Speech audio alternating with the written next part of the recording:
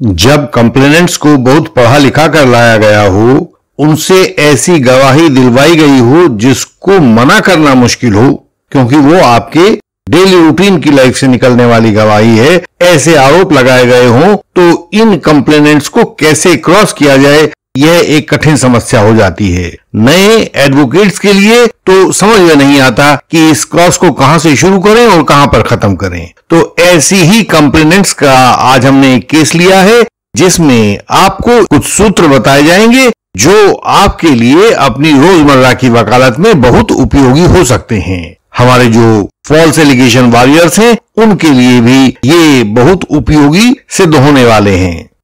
महिला ने आरोप लगाया था कि आरोपी के साथ उसके 11 साल पुराने संबंध चल रहे हैं। इन सालों में आरोपी ने महिला की मर्जी के बिना शारीरिक संबंध बनाए और महिला के एटीएम कार्ड को अपने कब्जे में लेकर उसके खाते से लाखों रुपये निकाल लिए तथा उनका उपयोग उसने अपने लिए किया है।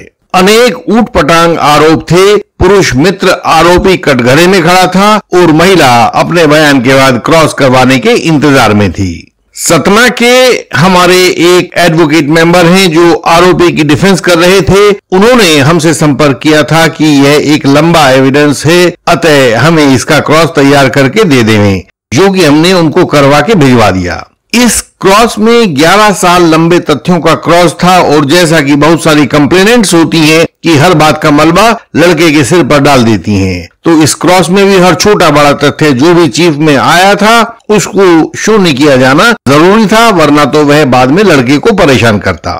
जिस तरह से हर एक किस्म के गवाह के क्रॉस एग्जामिनेशन के अपने नियम होते हैं, उसी तरह से इन उपन्यास लिखने वाले गवाहों के क्रॉस करने के भी निश्चित नियम होते हैं। ये गवाह बहुत छोटी छोटी बातों को फैलाकर लिखते हैं, जितनी रोजमर्रा की घटनाएं होती हैं उनको लिखते हैं। इनकी गवाही में अनावश्यक फैलाव बहुत पाया जाता है। ऐसे आरोप लगाए जाते हैं जिनका प्राय कोई सबूत नहीं होता, केवल आरोप होता है। तो इनके लिए यह नियम है कि आरोप पर सवाल पूछने से पहले एक बार चेक कर लें कि उस आरोप को स्वीकारना है या नकारना है।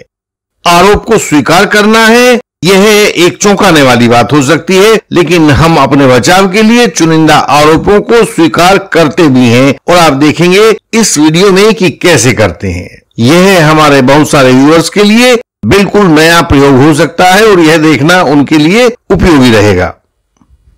इंडियन लीगल सिस्टम ने अपनी इंटेंसिव कंसल्टेशन के साथ 138 NI एक्ट के मैटर्स में भी आपको गाइडेंस देना शुरू कर दिया है, ताकि आपको लड़ने से पहले ही हरा ना दिया जाए। जब आप हमारे मेंबर बनेंगे तो तत्काल आपसे पूछा जाएगा कि आप किस विषय में कंसल्टेशन चाहते हैं। आपको जो विषय चाहिए आप उसे बता सकते हैं। चेक बाउंस वाले मामलों में आपको सब कागजात का PDF बनाकर पहले से तैयार रखना चाहिए। इसमें हमें अपने विरोधी के साथ साथ समय को भी पछाड़ना होता है। This is a race against time also. हमारी शुभकामनाएं हैं कि आप विजयी हों।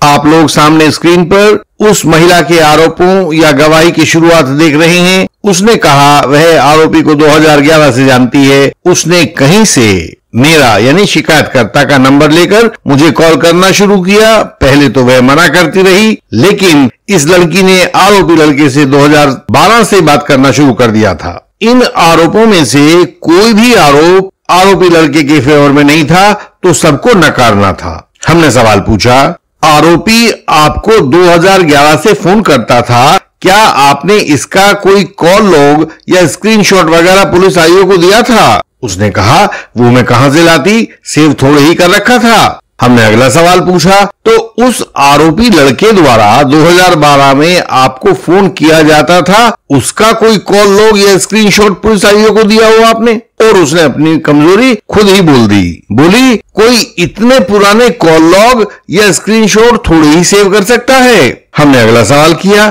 तो इसका यही मतलब हुआ ना कि आपके पास 2011 या 2012 के फोन कॉल्स के कोई सबूत नहीं है? उसने कहा आप ही बताओ कोई इतने पुराने सबूत रख सकता है? तो यहां हमें सजेशन का आधार मिल गया था। हमने सजेशन दे दिया। हमने कहा आप आरोपी द्वारा 2011 व 2012 में फोन किए जाने का आरोप झूठा लगा रही हैं, इसीलिए आपके पास कोई कॉल लॉग नहीं है, स्क्रीनशॉट नहीं है और ना ही कोई दूसरा सबूत है। उसने कहा नहीं, झूठ नहीं है, पर हां सबूत भी नहीं है।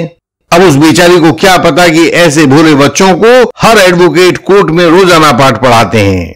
आगे उसका बयान था, 23/4/2014 को आरोपी ने मुझे अपनी दीदी से मिलवाने के लिए घर बुलाया और एड्रेस दिखाने के लिए अपने दोस्त मुन्ना त्रिपाठी, ये एक बदला हुआ नाम है, को मुझे लाने के लिए भेजा।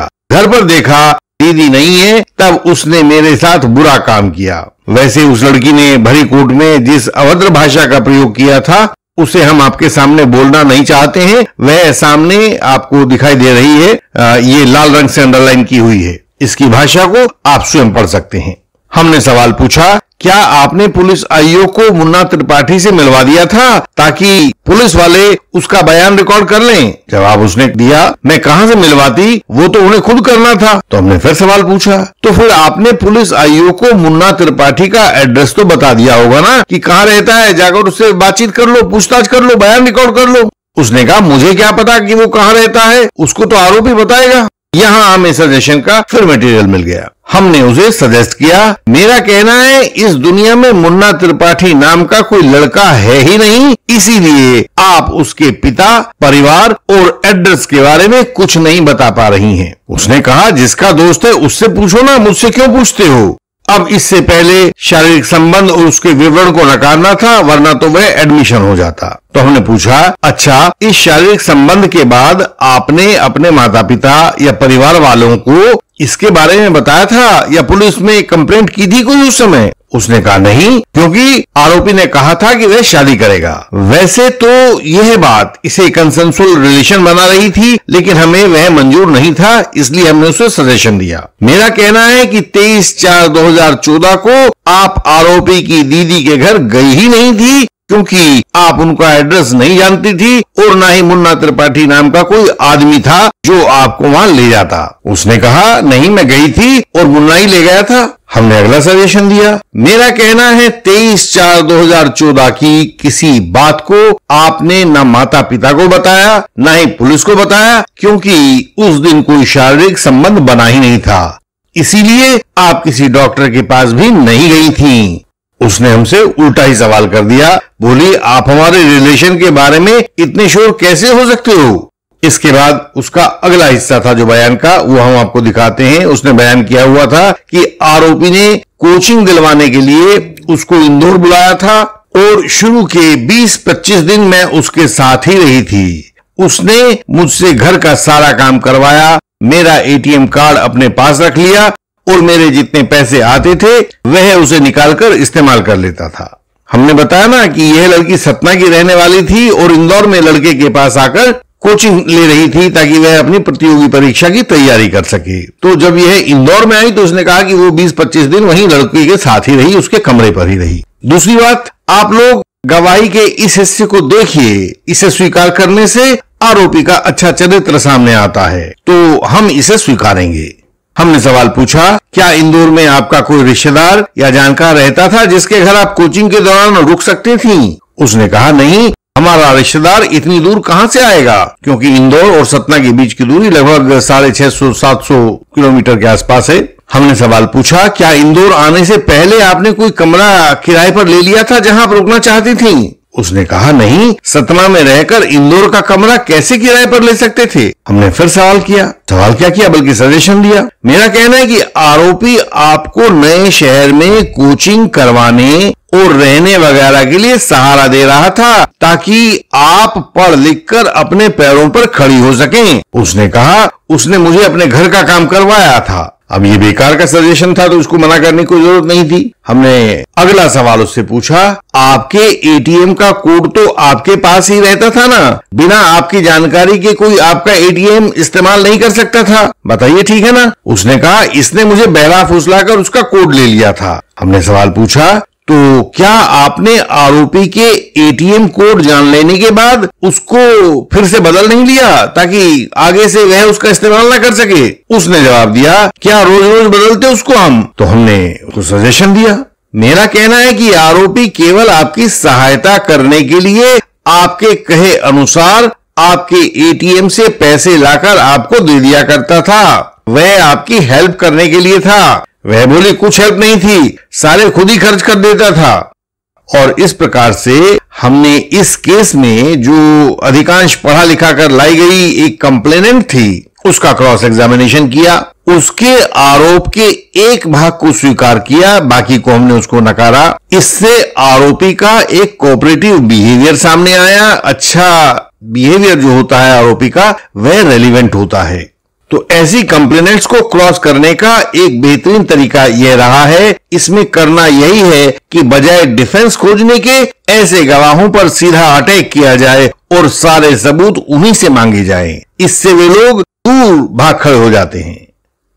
इंडियन लीगल सिस्टम आपको निरंतर एक कानूनी सहारा देता रहा है। आप जब भी किसी झूठे आरोप में फंस जाते हो तो हम अपने डिस्टेंस एडवोकेसी से आपको बचने की राह दिखाते हैं। हमें गर्व है कि हम अपने हजारों साथियों की कानूनी सहायता कर पाए हैं जिनको सही रास्ता दिखाई नहीं दे रहा था। आप हमारी वेबसाइट indianlegalsystem.org पर जाकर सब जानकारी अपनी सरल भाषा में पा सकते हैं। वहीं पर आप हमारी वेबसाइट के विभिन्न लिंक्स देख सकते हैं और चाहें तो वहां दिए गए सिंबल पर सर्च करके ढूंढ भी सकते हैं। जब आपको आवश्यकता होगी तो हम आपके लिए भी बेहतरीन क्रॉस एग्जामिनेशन तैयार करके भेज सकते हैं। कोई दूसरा लीगल डॉक्यूमेंट हो तो हम वह भी उपलब्ध करवा सकते हैं। हम आपको विजयी बनाना चाहते हैं ताकि फॉल्स एलिगेशन आपको हरा ना पाए। भारत भर में हमारी सहायता पहुंच रही है, वह आप तक भी पहुंचाई जाएगी। आप हमें बताएं कि आपकी क्या आवश्यकता है। हमसे संपर्क का तरीका सामने स्क्रीन पर दिखाई दे रहा होगा, आप इसको नोट कर सकते हैं। यह हर एक वीडियो की डिस्क्रिप्शन में भी मिलेगा। सहायता पाने के लिए स्क्रीन पर दिखाई दे रहे हमारे व्हाट्सएप नंबर पर मैसेज भेजें, तत्काल आपको आगे का रास्ता बताया जाएगा। एक बार मेंबर बनने के बाद आप हमें हिंदी और इंग्लिश में अपना मटेरियल भेज सकते हैं। अन्य भाषा हो तो ट्रांसलेशन भेज सकते हैं। हम आपसे अगली वीडियोज में फिर मिलेंगे। तब तक के लिए प्रणाम।